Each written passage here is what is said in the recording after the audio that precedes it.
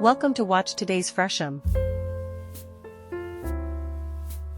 In addition to being a dual-aspect apartment and ideally located in the Batignolles district, this 50 square meters apartment is a haven of peace with cheerful tones.